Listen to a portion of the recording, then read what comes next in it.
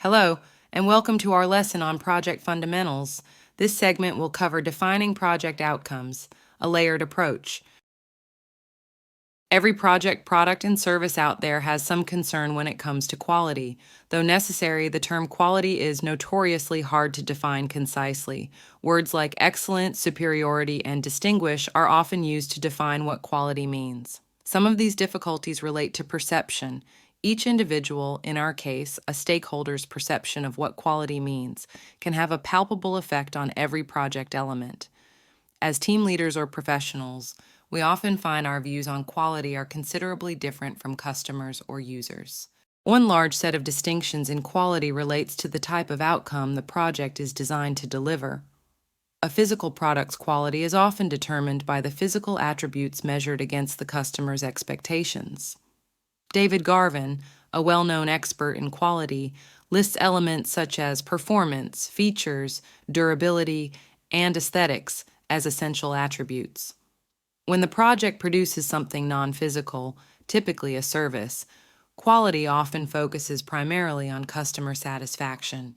These views and opinions become the most critical parts of the success. When the project creates something somewhere in the middle, such as software, documentation, or an advertising product, thoughts about quality also reside in that middle space. Customer satisfaction is measured in addition to the attributes of the project outcome itself. The concepts of quality. Standards. Engineers follow the engineering process. Scientists follow scientific methods. Accountants audit their work. People who work with hazardous materials follow standard safety procedures. Web designers place the login button at the top right of the site. By considering and following established standards, regulations, procedures, and best practices, a project team can gain benefits and meet the expectations that prompted the creation of those standards in the first place. Conformance. Another name for this can be explicit quality. It is related directly to the requirements, specifications, designs, or other outcome definitions created for the project. These documents represent a commitment by the project team to the stakeholders. Determining whether the project meets these commitments defines quality at the most basic level. Later in the process, commitments regarding schedule and budget will also be seen as elements of the project that the team should conform to as strictly as possible. Working to meet these aspects is the most straightforward way a team can seek to achieve quality, and it's often the most directly measurable way as well. Excellence. Considering excellence in pursuing quality goes beyond simply meeting the primary objectives and standards described above. It involves thinking about the project from multiple perspectives.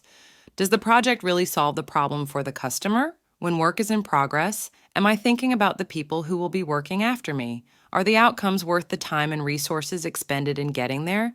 Could we improve this somehow? What about the project's long-term viability? Did we consider aspects like its maintainability, adaptability, and durability? These questions speak to the implicit quality and added value of the project's expected outcomes. Excellence can be hard to measure, but it's an important factor nonetheless.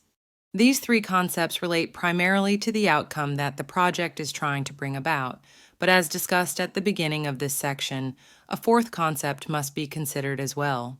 Perception. Perceptions of quality usually refer to the view of the stakeholders from whom the project is completed.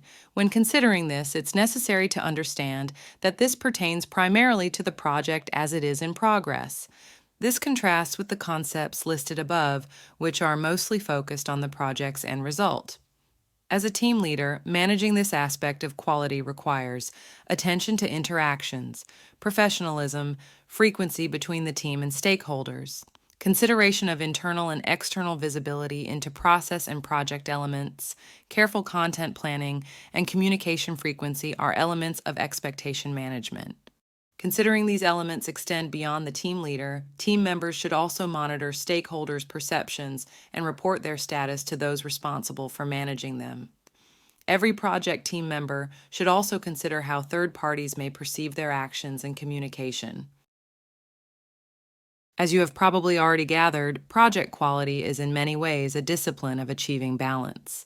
The efforts, resources, and time expended in the pursuit of standards, conformance, and excellence, as well as perception, must be weighed against the value of the project's outcome. Put another way, the cost of quality must be properly balanced against the cost of poor quality.